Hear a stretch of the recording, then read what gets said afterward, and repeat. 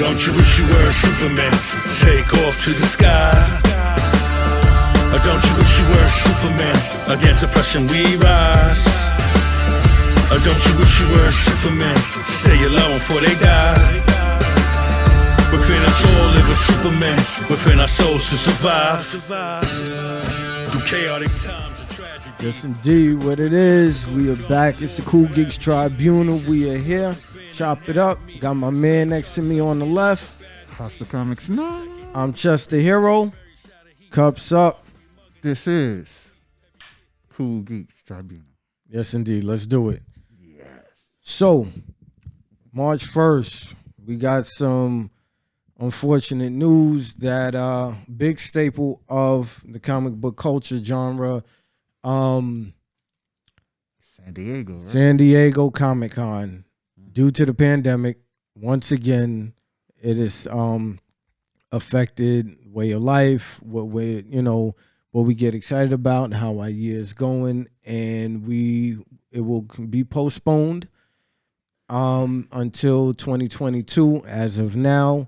Those who ever had tickets from 2020 and they get their tickets honored, which would have been honored in 2021, but it's going to be honored for them in 2022. So you still have first dibs because, you already had tickets from a year ago. And, for everybody else, if things do get back to what we were accustomed to, then, you'll be able to get your tickets, and hopefully we'll get back to that next year. But right now, it's quiet, right? Cricket Wireless quiet. Yeah, it's quiet right now. So, San Diego Comic-Con, right? Like one of the biggest events in the country, and it's where people that have a love, a passion come to in costume. You have cosplay, you have celebrities, you have new books, you have movies, TV shows debuted, you have just the energy, the whole vibe, you have art, you have literature. It all comes together. And beautiful weather in San Diego. Unlike the New York Comic-Con, which it could be a little bit dicey in October, but in July, San Diego Comic-Con is, that's where you bring it out, right? Bring it out, bring it out, bring it out. Absolutely. So it's been going on since 1970, right? I didn't even know that. Yeah, it's been going on for a minute, and it's grown over the years. It's even now, WonderCon and everything coming out after that as a result of it. Huge deal. It is the con. New York Comic-Con is huge as well, but San Diego Comic-Con, ran by, International Comic-Con, is what it is. As far as cons go, this is the biggest con you ever going to experience. And not feel ripped off. Right. And that's the ill part about it, right? Like, you don't feel ripped off, like you feel fulfilled. That's a key factor of not being ripped off for a con. Word. So you heard it here first, y'all. Yeah, man. Facts. Big facts on that one. Facts on that one. 100%. So, San Diego Comic-Con, I intend to get there. I know I'm talking about, like, I've been there. I'm a vet. I'm a New York Comic-Con vet, but not San Diego. But my intention is to one day, God willing, to get over there and experience it and everything that I know it's about. Everything is officially dropped and debuted there. It's not authentic until they touch on, they speak on it, right? Absolutely, man. And I'm thinking to myself the same thing you saying, and realizing too, when we have something like a Comic-Con coming into town, it helps employ a lot of people too. Yeah, like, definitely. You're helps renting with the out, economy. It helps with the economy. You're renting out the space. You're renting out like food vendors. And maybe like you get Starbucks to have like a little something in there, or, you're bringing out all this fresh new talent. A lot of money is spent at Comic-Con. The nostalgia factor is serious. It's a cash cow for nostalgia and for fans who want to do the cosplay, And I heard about cosplay first from the San Diego Comic-Con. It was just such a big event, and people talked about it. And even though we were in the Javits Center at the time when I ran into a different fan that went to San Diego Comic Con, they were saying, look, you know what? This is cool. And I'm looking around at this big space that is the Javits Center. And anyone who knows that the Javits Center is huge would say, look, how are you going to say there's a bigger event in a space than this? But Can you even imagine? dude, like, it's Insane. insane. Yeah. Yes. But not all is totally lost. There's an online event that's going to be going down from July 23rd to the 25th, Okay. right? And that's cool. Do it, if you can participate and get any semblance of it, definitely hop on it. We just talking as like true fans of the culture that's been down for years. We know that for so long, from the original, like, anybody that's ever collected comics, that was into the art, that was into things that maybe were not quote unquote cool, that, when Comic-Con ever came around, even when it was a small thing before it became this big thing that everybody was into, and the movies and the TV shows made it like really popular and the thing to do, and it was hard to get a ticket to it, there was always like, the people that, you just came up with it and they weren't always considered, like I say, quote unquote cool or whatever by, I guess everybody's standards, but they were just so cool that, we were ahead of what everybody else was on. You just didn't know about it yet. You know what I'm saying? So just to know that there was a place, and there's always been a place to where we can all congregate, and you meet the coolest strangers. You know what I'm saying? You might meet friends, just lifelong friends, people, and just admire the costumes, the time that they took to put it together, the admiration that they have for the characters, the inspiration that they had, just the fun. It's like six strangers put in a con to work things out and to find fun and cool artist alleys. This is the real world, Comic-Con. Yeah, it's a whole nother vibe. It's like a vibe within itself. Just the amount of media attention that it gets now. The people that were sitting off to the side back in the day that you were into drawing, you didn't know it was going to turn into all of this. You know what I'm saying? So shout out to all the day ones, the people that's been down with the culture from the beginning, all the true geeks that made this whole thing as cool as it is, to where the presence of a comic book convention could, reach to such a magnitude and be felt when it's taken away from us. Right? It's true. Facts on that. Yeah, absolutely. Because I definitely look forward to it, like pulling out the costumes and, figuring out which iteration of Spider-Man I was going to dress as, you know what I'm saying? Be a old, salt and pepper Miles Morales. Never too old for it. Never, man. It's like, stay young forever.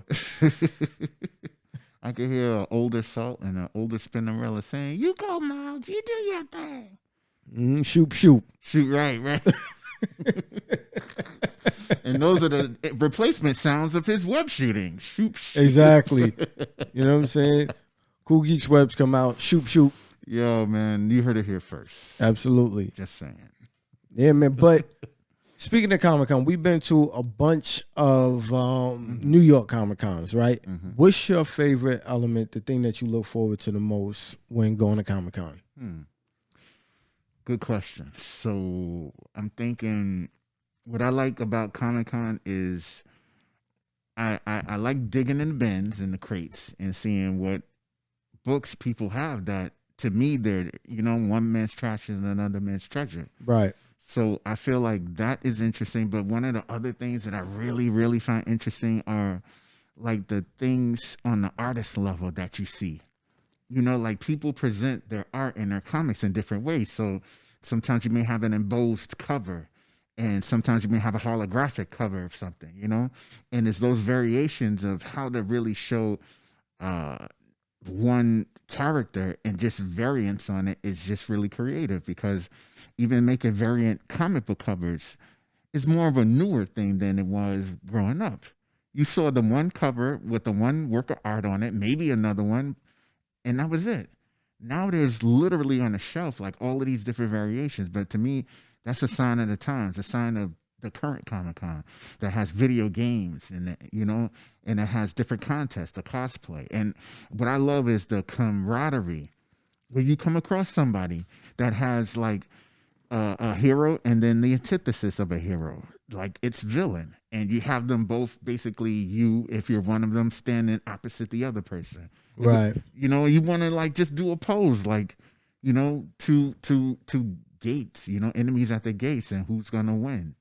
It's just all of that, and we all know different lines.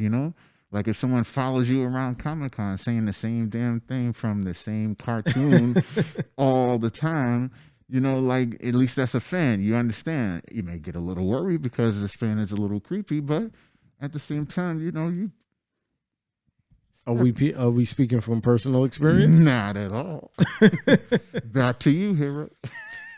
Oh man, like for me, my favorite part of it is the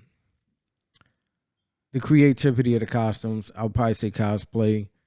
I love Artist Alley. Just actually getting to meet the artists, because I think the art is what draws you to the book, right? So you get the book, and then the words keep you there. So to me, that was always like the dopest part of it. But the creativity with those costumes, man, is no joke. Like, don't get it twisted with Halloween. Like, this ain't like, yo, if you seen the Karate Kid, I'm just gonna show up at a party dressed like a shower. Right. You know what I'm saying? This ain't that. This is, I am the hero. I am the character. They trying to give the MCU costume department a run for their money. They on the Hollywood level right now with it. Like a Michael Bolt out. Yeah, no, it's real serious. It's very non-pretentious. Like people are genuinely cool. Everyone's having a good time. It's just a good time. It's new books, it's new stories. You have artists that's coming up, you have writers that's coming up. They want to debut their books. There's celebrities that you didn't even know would be into it. Like shout out to DMC from Run DMC and his book and his comic book. You know what I'm saying? Like, there was a brother, oh man, I can't remember his name right now, but he played on the Chicago Bears and he was dropping a comic. Really? Yeah, like I saw him. I'm just walking through and he had his own little table out there and he's doing this thing. You got NBA players that's into comics, Shout out to Brooke Lopez and Robin Lopez, the Lopez brothers, Shout out to Bruce Leroy, catching bullets with his teeth. Yo, for real. Time out. You know what I'm saying? Like, he's in there, just people that you grew up just, watching and, like, you never thought you would meet them. And now you just walking through and they're there and it's like, oh, wow, and having that whole experience and that feel, linking with your people. And, coming through like, yo, what costume you gonna wear? Like, if you got a whole crew, at least 4 of y'all coming through like the Ghostbusters. Start your own Deadpool parade or something, Yo, I've seen that too, though. Yeah, it's 100% facts. Like, you know what I'm saying? And it's all just a really, really good time. You have like the displays, everything, the nostalgia of displays. Toys that you grew up with, you know what I'm saying? Like just being able to pick those up, having your costume acknowledged, somebody seeing you like, yo, that's a dope costume. And they want to take a picture with you. Now you feel, you get your little 15 minutes of fame. And don't forget all of those different Marvel movies that come and all of the cast members show up there. Yes. And we get trailers for things and like behind the scenes. And this is like truly rewards for fans, I think. Yes, absolutely. It's acknowledgement for being down from the jump, and it's absolutely, it's just a pleasure. And it's unfortunate that now we're, there's 2 years of not having it. Because I'm quite certain that New York Comic Con is not going to, go down this year as well. It's later in the year, but, I'd be surprised if it is. I hope it is, but I'd be surprised, if it is. I don't know. I'm hoping for the best. I'm hoping that both the San Diego Comic Con and the New York Comic Con come back because in select cities across the country now, movie theaters are opening. So hopefully the trend is safety and bringing back entertainment on this level, because I mean, these are the things that, are part of the culture, and we want to Absolutely. hold on to the culture as long as possible. Yeah, So I mean, like I saw Mark Hamill, you know what I'm saying? And that was huge. Like, who's not a Star Wars fan, right? Mhm. So that right there was everything. I'm like, yo, that's Luke Skywalker right there. You know what I'm saying? And he's also a very accomplished voice actor. He's Yep. played the Joker's voice Yeah, and they had Batman the in animated the series from the 90s. Exactly. That's iconic within itself. Mm-hmm. know? Because that show was it was a good show. It had a great run. Mhm, And definitely. And the characters from those shows, those are the characters, the voices anyway, that are still getting utilized because they hit it home. They helped make that series great. Yep, definitely. So, like growing up, right? Reading the comic books, being into the culture so heavy, carrying it with you through, adolescence and into adulthood now, right? Did you ever feel that by being a geek you weren't cool? I never felt I wasn't cool. I mean, there were times, I guess, for other things, I may not have felt cool, but it never was about for comic books. Okay. Like I even had to convince like friends of mine outside of us as kids that, look, you know what? You think that comic books are just like silly drawings and little bubbles with words that are simplistic, when there are certain words like uncanny, just like the X-Men, I learned from reading a comic book.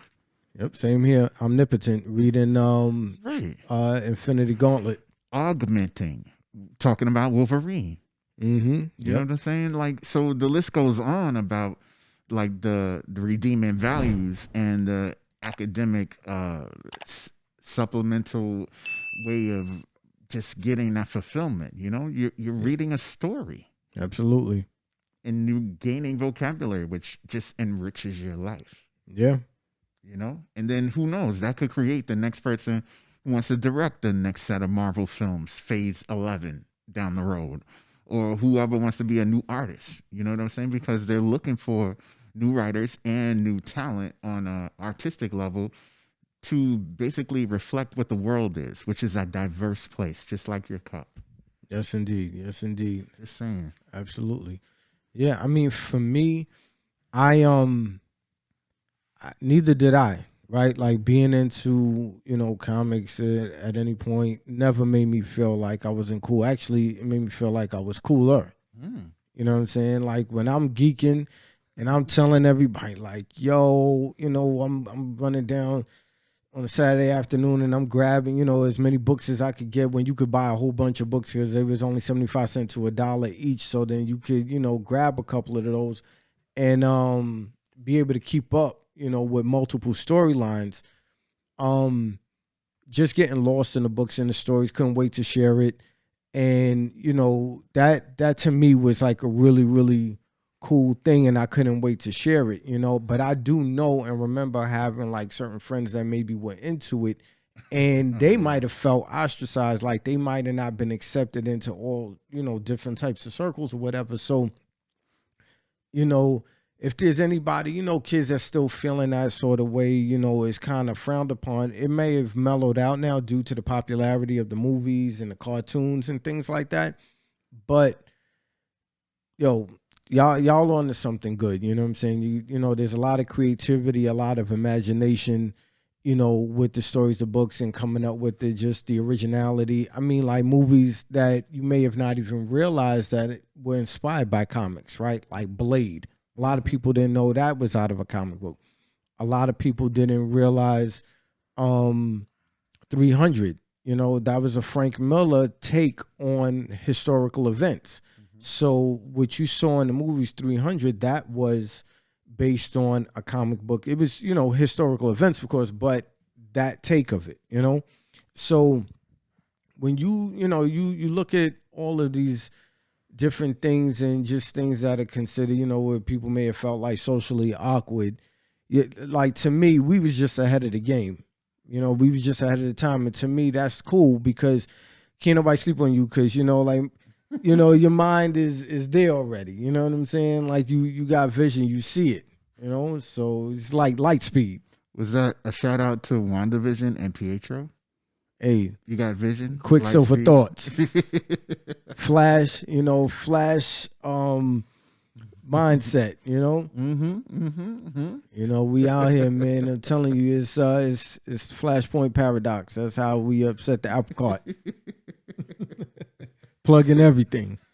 And there's a time rift right there. Absolutely. So on that note, shout out to all the cool geeks out there. You know what I'm saying? Stay true, stay real, keep it 100. And now let's dig in the long box, in the crate, and see what we pulled out for you today.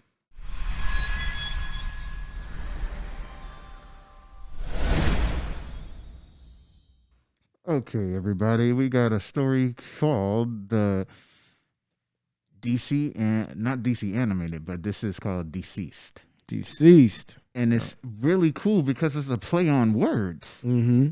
DC Universe, but deceased, as in no longer there. And I thought Dead. it was dead, exactly.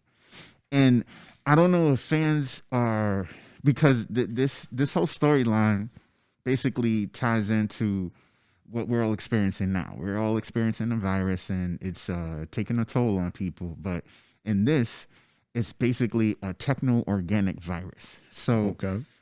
It's basically a story that was written by Tom Taylor and penciled by Trevor Hairsine. And to me, these guys are really good. And Tom Taylor really goes in the paint when he explores a world that basically is ravaged by a techno-organic virus, and basically where they go with it are places that have not been gone to before or visited. So the story starts basically in the aftermath of a battle between the Justice League and Darkseid. So Darkseid kidnaps Cyborg, and there's a guy called DCEASED. He reveals by torturing and experimenting with Cyborg that Cyborg actually contains one half of the anti-life equation. And the anti-life equation is basically the same kind of a thing, driving force that Darkseid is going for no matter what, just like Thanos was with the Infinity Gauntlet. So we got two powerful beings, both driven by getting this one thing because to them it means so much. So Darkseid basically experiments with Cyborg. They basically are trying to extract it, and in doing so, they corrupt it. And the anti-life equation that's in Cyborg kind of gets corrupted with the existing anti-life equation, and it becomes a techno-organic virus, which basically means that when you are interfacing with any device, electronic device, a phone, a TV, that is how the infection is transferred. It's by touch as well, but originally it's just by looking at a device, which is really scary. Imagine a world where people turn into not vampires, but walkers or the dead just from looking at a phone. And how do you stop that in this type of world? So it's almost like asking a lot of questions about how dependent are we on society, and could it take us down eventually? What I think Tom Taylor through DC Publications seems to have really touched on is that an exaggerated, maybe not so exaggerated take on how real life is. Like art in this case definitely imitating life. How many times do you see people just, they on a train and their head is down, on the platform because they're looking at the phone, not aware of their surroundings. And not that anybody deserves it, but that might, be contributing to where people feel who are malicious and, have negative intent, when there's too many jokers out in the world, with not enough Batmen to stop them.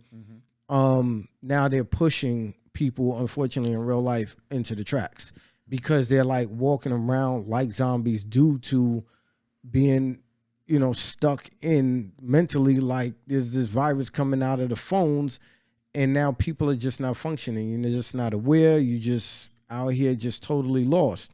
So you take these things that you notice in society about our behavior. Tom Taylor, he captures that, puts it in the book. Now we have DCEASED, right? So that's what I'm getting. That's basically what I'm getting from it. And what I'm understanding now is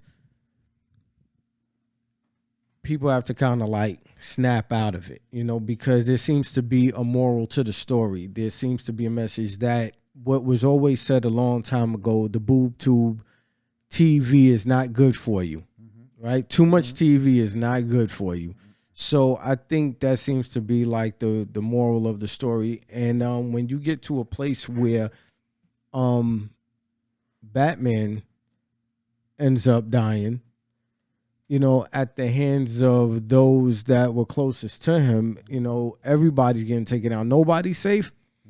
Batman don't have time to prepare, and it's a wrap for him. So we see his greatest weakness. He needs time to prepare. He got no spidey sense. No early warning, man, at all. At all. But the one thing I did find pretty interesting with Cyborg, though, that everything had to go through him, and I guess, it's original man right there, right? So like the answers is all in his DNA. You know what I'm saying? Cyborg or not, right? Yo, the original Omega Man. Listen, man and machine. You know what I'm saying? They know where it started, and I guess they knew where it was going to end. So they had to find like the cure and the disease all through that, right? I mean, like Cyborg is same source. Yeah, like he's the cause and the cure. So he's the alpha and the omega. You know what I'm saying? And like it's we don't find that out until a lot of other things happen, man. Like honestly, some of the deaths that are being like portrayed in this are on some epic level, man. Like Hal Jordan gets affected, and he gets affected because he checks his phone when they're like in the woods away from big cities and technology. And when that happens, the Black Canary has to literally scream and yell to the abilities that she has, and it kills him. And guess who becomes the next Green Lantern? Black Canary. Wow. And it's just so many twists and turns and ties like that where Batman does die because he gets bit by what is it? Dick Grayson. Yeah. And then he uses Mr. Freeze's technology in order to prolong his life, but that was his only way to try to like have certain things in order and say his goodbyes to everybody. But like even Barry and Kid Flash, they literally are put in a bunker, and they put in this bunker because if you have the two fastest people on Earth affected with something that could easily wipe people out with a touch, they could take out the whole planet in seconds. Wow. But eventually he does get infected, Barry. And Barry does start killing a lot of people, and it happens in seconds. And then Superman, which is one of the last super people, he has to try to put an end to it. So Barry is running, going through like countries and continents in seconds. So he sees his trajectory, and Superman literally has to cut him off by literally flying through his body, disintegrating him. Crazy. Right. But at the same time, because of the velocity he was moving, both of them at opposing speeds, and then they have this big contact, some of the bones from Barry's body penetrate Superman's skin, and then all of a sudden he's infected. Crazy. And then imagine that, like the strongest person on Earth, the Man of Steel, with the powers of Flash and invulnerability. Like that's just a scary sight. Yeah. Man, like what would you do? Like the greatest detective is done. Like Superman is going down. The fastest people. Like, I mean, do you lose hope at that point? It seems like a hopeless situation. You better turn the TV off quick. Somebody better find a remote and turn the TV off quick. Turn your phone off, toss that, get rid of that. Mm-hmm. I think it's just really a tale of life just needs a reboot. it's a back to basics. We're doing ourselves dirty by not being able to function without these things. You know, there's seriously a disconnect of people. And I think it's just essentially get back to basics, because when you see the things that's going on out here now, you know, it's just, you know, a story like this is very timely and it makes sense, you know. So shout out to Tom Taylor, because like he worked on some other things too. I know Star Wars, he has some X-Men titles, you know, Wolverine, you know, dealing with adamantium, just really, you know, touching on a lot of different, you know, a lot of different works, you know, more DC work with Injustice, Gods Among Us, you know, which was a cool video game I liked, you know. So yeah, it's just, you know, he seems like to be pretty sharp with it. The thing that I found to be the most interesting, I think, was the dynamic between Damian Wayne and Batman. You know, that whole thing. Father and son, right? Yeah, you know, you gotta, you know, again, bring it back to basics. You know, yeah, I know you murderous child soldier, but at the same time, you know, you Shout out to grandfather for that. yeah, right. You know, granddad, right? So on his mother's side. Right. Yeah, you know, so, but just to see, like, you know, he feels his dad, man, but, you know, he was brought up wrong, so he has a lot of confusion, a lot of, you know, issues with him as well. But, you know, to see Batman get taken out like that, and he, you know, he respects him. Right? He's strong, you know, he respects strength, and he knows his dad is strong, but not just physically, but, you know, mentally, because he's more balanced than Damian probably could ever be. It's true.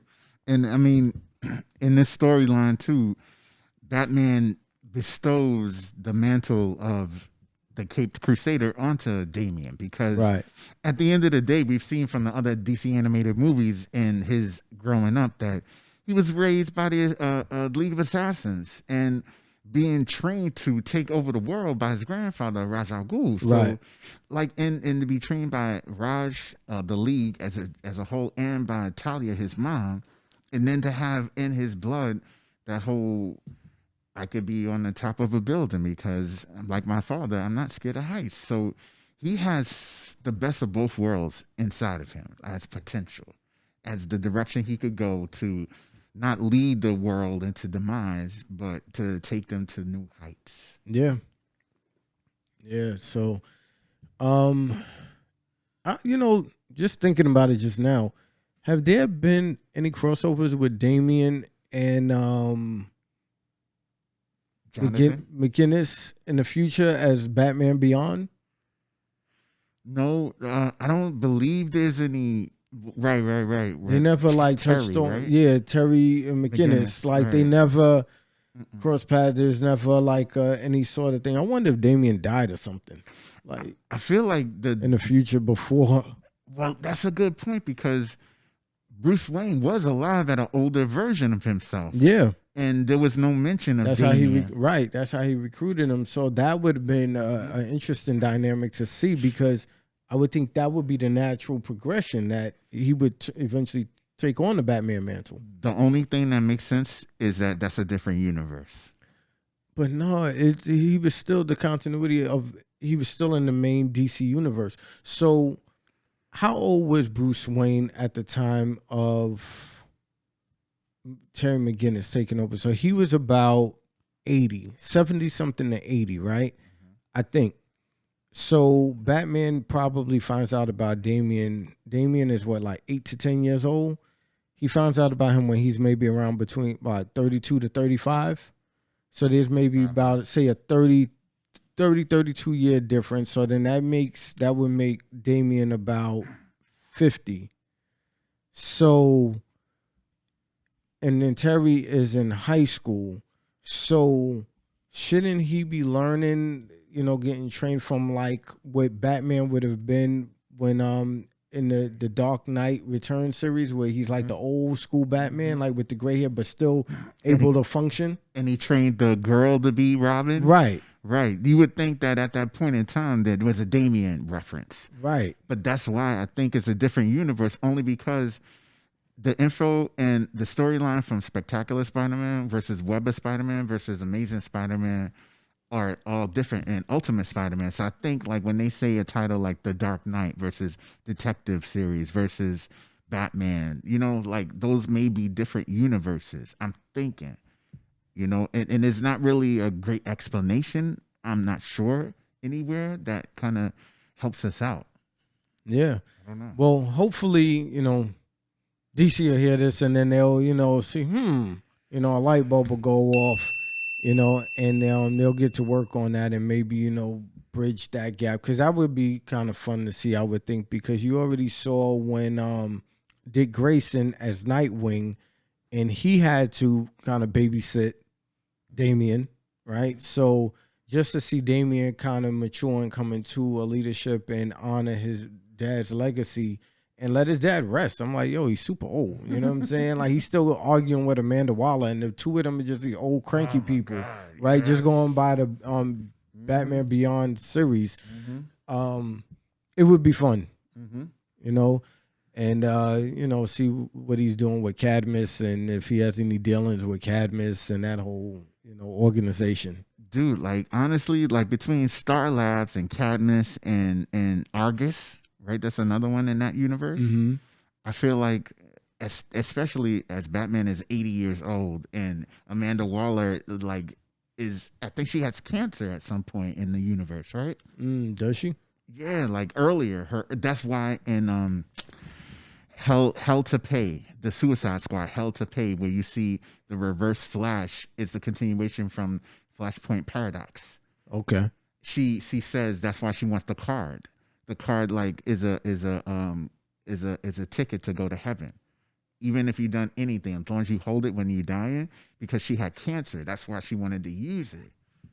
But I don't know if the storylines are the same. I'm not sure. Right. Well, it's a lot to unpack.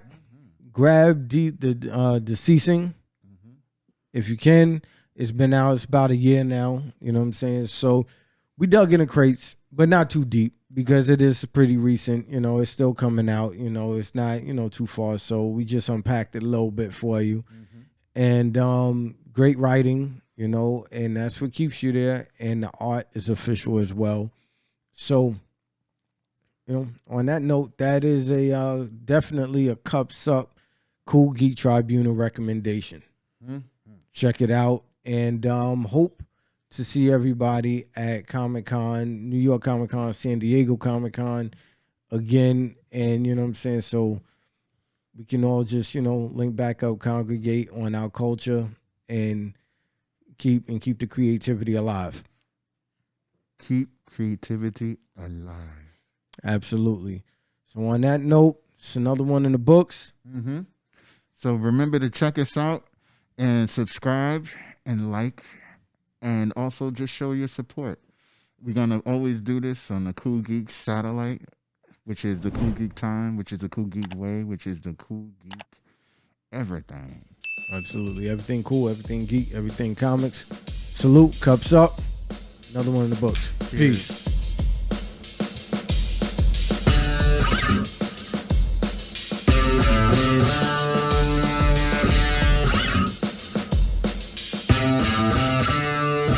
Don't you wish you were a Superman?